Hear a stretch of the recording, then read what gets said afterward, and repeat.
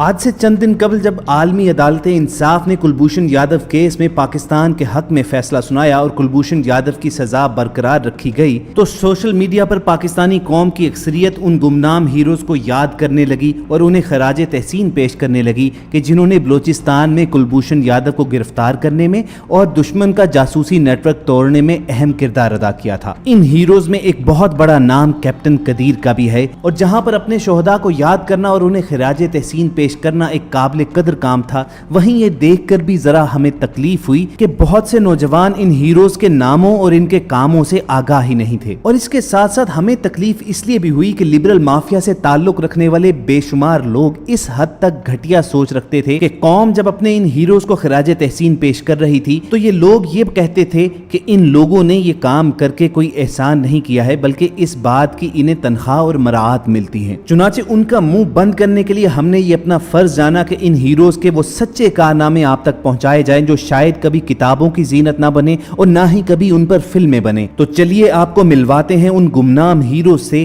کہ جنہوں نے بلوچستان میں کلبھوشن یادو کا نہ صرف نیٹ ورک توڑا بلکہ انڈیا کو ہر محاذ پر شکست دی۔ لیکن اس سے قبل کہ ویڈیو کا باقاعدہ آغاز کیا جائے، آپ کو ایک یاد دہانی کروا دیں کہ اگر آپ ہماری ویڈیو پہلی مرتبہ دیکھ رہے ہیں تو ریڈ بٹن پر کلک کیجیے اور بیل آئیکن کو پریس کر کے وائس ڈیلی کے سبسکرائبر ضرور بنیے تاکہ ایسی انفارمیٹیو ویڈیوز آپ کو روزانہ کی بنیاد پر ملتی رہیں۔ دوستو، بلوچستان میں کلبھوشن یادو کا نیٹ ورک توڑ کر رکھ دینے والا پاک فوج کا شہید کیپٹن قدیر ہمارا وہ ہیرو ہے کہ اس کے ایسے سچے کارنامے ہیں جو جان کر آپ سب حیران ہو جائیں گے۔ یہ انسان نہیں بلکہ ایک فرشتہ صفت شخص تھا جو وطن کی مٹی کی محبت میں خود کو مٹی مٹی کر بیٹھا۔ کیپٹن قدیر کا تعلق ایک بہت بڑے زمیندار گھرانے سے تھا۔ خود کیپٹن قدیر 300 ایکڑ سے زائد قابل کاشت اراضی کا ذاتی مالک تھا۔ یعنی یوں کہا جائے کہ کیپٹن قدیر سونے کا چمچہ منہ میں لے کر پیدا ہوئے تو غلط نہیں ہوگا، مگر اس نوجوان کو عیش و عشرت کی زندگی نہیں باتی تھی، بلکہ یہ بڑا ہو کر وطن عزیز کی حفاظت کے لیے پاک فوج میں بھرتی ہونا چاہتا تھا۔ جب اس نے اس بات کا ذکر اپنے عزیزوں کے سامنے کیا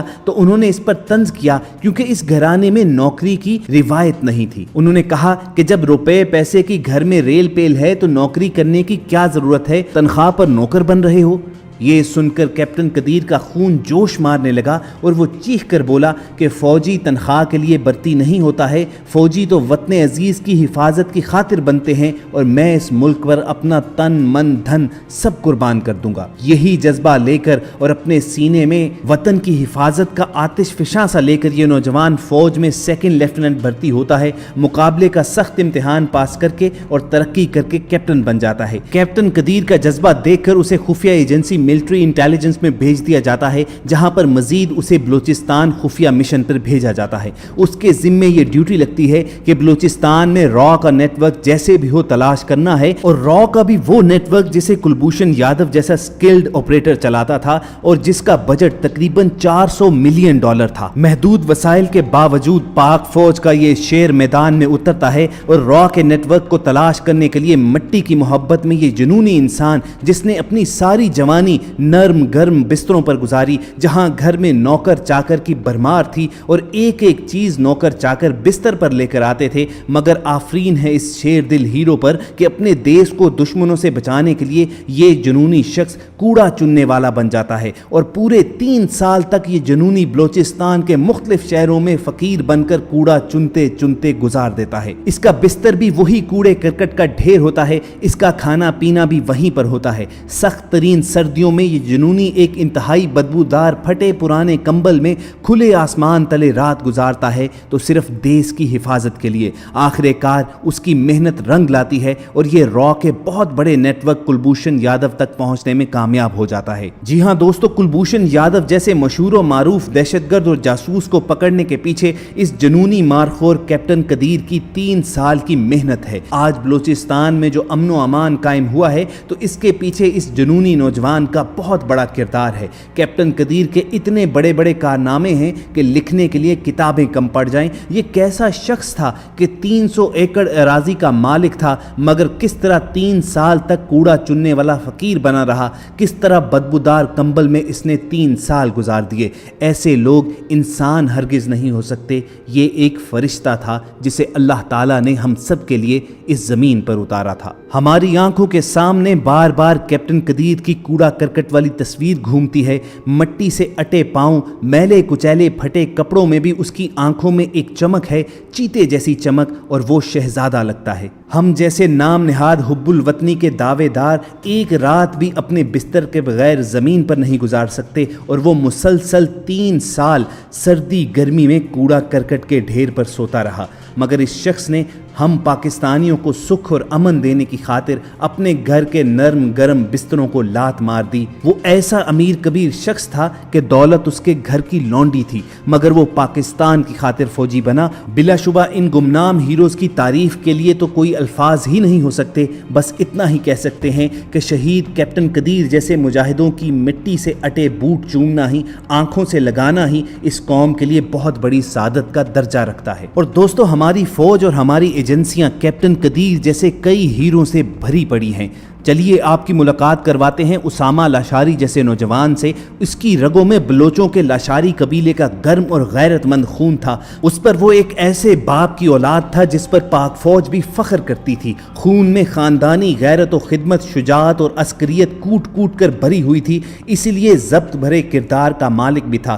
وہ بچپن ہی سے دوسروں سے منفرد تھا۔ ظالم کا ہاتھ روکنے میں وہ حق کے ساتھ کھڑا ہو جاتا تھا اور بس ایک ہی خواب دیکھتا تھا کہ کب بڑا ہو کر فوج میں چلا جائے۔ لیکن فوج میں افسر بھرتی ہونے کا اس کا خواب اس وقت چکنا چور ہو گیا جب اسے ریجیکٹ کر دیا گیا، حالانکہ اپلائی کرنے سے پہلے اس نے سخت ترین محنت کی تھی، لیکن کمیشنڈ آفیسر کے طور پر وہ فوج میں بھرتی نہ ہو سکا اور اس کو یہ غم کھائے چلا گیا۔ فوج اس کا جنون تھا اور شہادت اس کی تمنا تھی۔ MBA کرنے کے بعد اسامہ لاشاری نے فوج سے اپنا تعلق جوڑنے کی کوشش کی اور پھر ISI میں اسسٹنٹ ڈائریکٹر سلیکٹ ہو گیا۔ وہ عام نوجوانوں اور افسروں سے بہت مختلف تھا۔ اسے محض گولیاں نہیں چلانی تھی، دماغ بھی لڑانا تھا اور دیکھنے اور سننے کی صلاحیتوں کو بیدار کر کے اپنے فرائض پر نگاہ رکھنی تھی۔ اس میں ذہانت اور پھرتی کے ساتھ ایسی جرت تھی کہ دوست اس کو جیمز بانڈ بلاتے تھے۔ بلوچستان میں جب بھارتی جاسوسوں نے اپنے پاؤں جمانے شروع کیے تو اسامہ لاشاری کا فرض پہلے سے بھی بڑھ گیا۔ اسے انتہائی اہم اسائنمنٹ دی گئی اور اس نے بڑی کامیابی سے آپریشن کروائے۔ بھارتی فوج کے آفیسر کلبھوشن یادو کی گرفتاری میں کیپٹن قدیر کے ساتھ ساتھ اسامہ لاشاری نے بھی اہم ترین کردار ادا کیا۔ یاد رکھیے کلبھوشن یادو کوئی چھوٹا موٹا دہشت گرد یا جاسوس نہیں تھا۔ جب وہ انڈین انٹیلیجنس بیورو میں آیا تو اسے بلوچستان ونگ میں بھجوایا گیا۔ اس نے وہاں پر 2 سال ٹریننگ لی، فارسی اور بلوچی زبان سیکھی، پھر پونا سے اس نے جعلی پاسپورٹ حسین مبارک پٹیل کے نام سے بنوایا اور ایران کے ساحلی شہر چابہار آ گیا۔ اس نے اپنا انٹیلیجنس بیس چابہار میں اس لیے قائم کیا کیونکہ یہ شہر گوادر سے متصل ساحلی شہر تھا اور را یہاں پر بیٹھ کر گوادر اور سی پیک کو آسانی سے نشانہ بنا سکتی تھی۔ کلبھوشن 2004 اور 2005 میں کراچی تک آ گیا اور یہاں پہ بھی اس نے اپنے رابطے استوار کیے۔ یہ ترقی کرتا کرتا پاکستان آپریشن کا سربراہ بن گیا۔ بھارت نے اسے $400 ملین کا بجٹ دیا۔ کلبھوشن نے یہ رقم بلوچ علیحدگی پسندوں اور کراچی میں بدامنی پھیلانے والے گروپوں میں تقسیم کی۔ پاکستان کے خفیہ ادارے بلوچستان اور کراچی آپریشن کے دوران حسین مبارک پٹیل تک پہنچے۔ پاکستان کو پتہ چلا کہ بلوچستان کے علیحدگی پسند ہوں، کراچی کے مافیاز ہوں یا پھر ملک میں خودکش حملہ آوروں کے ماسٹر مائنڈ ہوں، یہ تمام لوگ آخر میں چابہار سے ہی آپریٹ ہو رہے ہیں اور چابہار میں ان کا باس ہے کلبھوشن یادو۔ یوں آہستہ آہستہ یہ شخص پاکستانی ایجنسیز کے سامنے کھلتا چلا گیا اور اس وقت گمنام ہیروز نے اسے پکڑنے کا فیصلہ کر لیا۔ یہ ایک انتہائی مشکل ٹاسک تھا۔ کلبھوشن عام جاسوس نہیں تھا، یہ پاکستان آپریشن کا سربراہ تھا، یہ فیلڈ آپریٹر تھا اور دنیا میں آج تک کوئی ملک کسی دوسرے ملک کے اتنے بڑے انٹیلیجنس آفیسر کو نہیں پکڑ سکا، لیکن ہمارے اداروں اور گمنام ہیروز نے یہ تاریخ بدل کر رکھ دی۔ ISI کے اسامہ لاشاری اور کیپٹن قدیر جیسے لوگوں کو کلبھوشن یادو کو پاکستان لانے میں 1.5 سال کا عرصہ لگا۔ ادارے نے اس عرصے میں بلوچ علیحدگی پسندوں میں اپنے لوگ ڈیولپ کیے۔